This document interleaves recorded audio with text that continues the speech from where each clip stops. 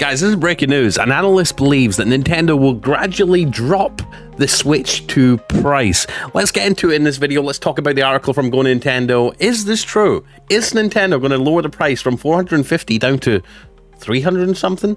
Imagine if they dropped it to like $399 or $350. Who knows? All we know is that in Japan, you could buy the Switch 2 for about $360 US or something along those lines. So if that comes to the US, if tariffs get situated and figured out, then hopefully we could see a price reduction in the Switch 2. Hopefully Nintendo don't just pocket that as extra money, extra profit, right?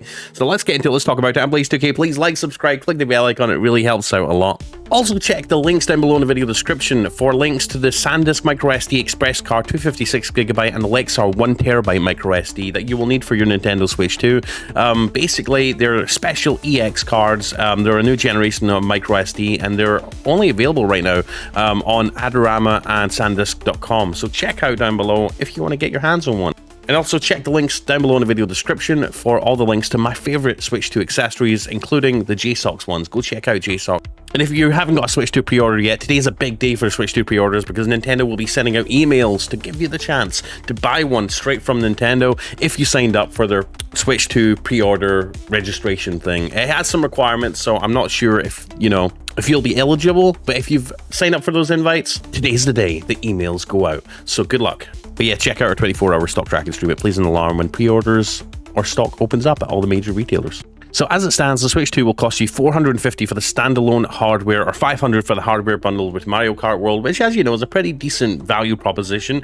You know, Mario Kart World on its own, standalone, for the physical game, costs about $80. So getting it for $50 if you buy it with the, buy the Switch with the bundled Mario Kart is a pretty good deal, right? Nintendo usually keeps hardware pricing as is unless sales are really hurting, but one analyst thinks the Big N will take a different approach with Switch 2.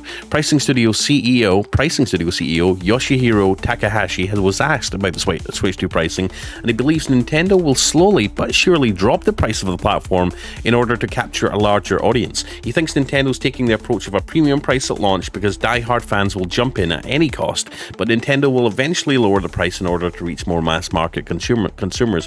And I just want to weigh in on that for a second. Obviously, the economy and the way the markets are right now, it's a pretty crazy time. We've got tariffs, we've got uncertainty, what tariffs are going to be from what country, how much will it cost to bring consoles into the US. I think they factored a lot of that in when they priced the Switch 2 for $450 and $500, and I think that's fairly evident if you look at the price of the Switch 2 in countries like the UK. Granted, it's not a world of difference in the UK, but it's still about $25 cheaper in the UK than the US, and that's the UK, and the US has sales tax on top of it, where the UK, with their sales tax is baked into the price, they're only paying, I believe, like $475 for the bundle, $473 for the bundle, and that's with their taxes included in that price.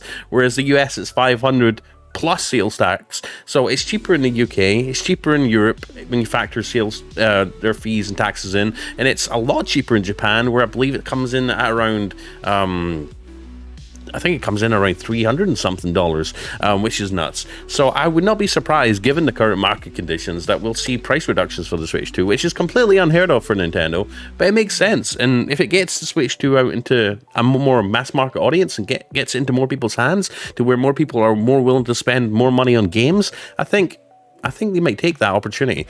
So Takahashi also stated that going with the current pricing scheme for Switch 2 gives off the vibe that it's a premium product when compared to the original Switch. This allows the company to maximize profits at the hardware's launch and then rejigger the situation down the line. It's certainly an idea, but not necessarily one we've seen from Nintendo before. Will this analyst end up being right? Only time will tell. And here's that same article, basically from Nintendo Soup. Now, while we're here, let's take a look at the price of the Switch 2 across the world. In Australia, it's working out at around $391 US. In Japan, it's $311 for the Switch 2 standalone. In the United Kingdom, $425. As I said, $25 more in the US compared to the UK. But yeah, $450. The US is getting one of the worst deals as far as prices is concerned. And I wouldn't like to live in Sweden. Sweden, $544 US. In Finland, $518. Denmark, $503. Norway, $493. I wonder why these Nordic countries have significantly higher prices. I wonder why. But Japan, $311. What the hell, Nintendo? What the hell? So I think this picture paints a pretty clear picture. This screenshot from the video from Nintendo Forecast paints a pretty clear picture here that obviously prices vary significantly across the different countries here. The US is by no means the worst, but it's by no means the best either. $311 in Japan. And if we look at the game prices for Mario Kart World, remember, costing $80 in the United States, $81 in the United Kingdom, it's worked out at, but $55 in South Korea. Let's all get plane tickets. You know, we might, actually, you know what? 63 in Japan.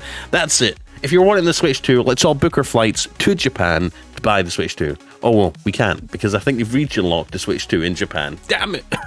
Fun fact, I actually got my parents actually imported when I was younger, when I was in high school, I think, or just before I went into high school.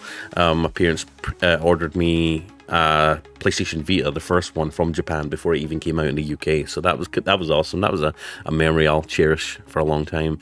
And I remember the import fees that my parents had to pay.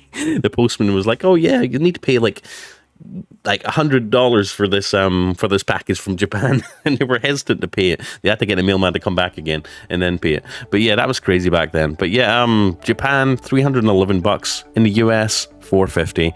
Absolutely crazy. And as we can see, the prices are different as well for Donkey Kong Bonanza. It's $49 in South Korea, $56 in Japan.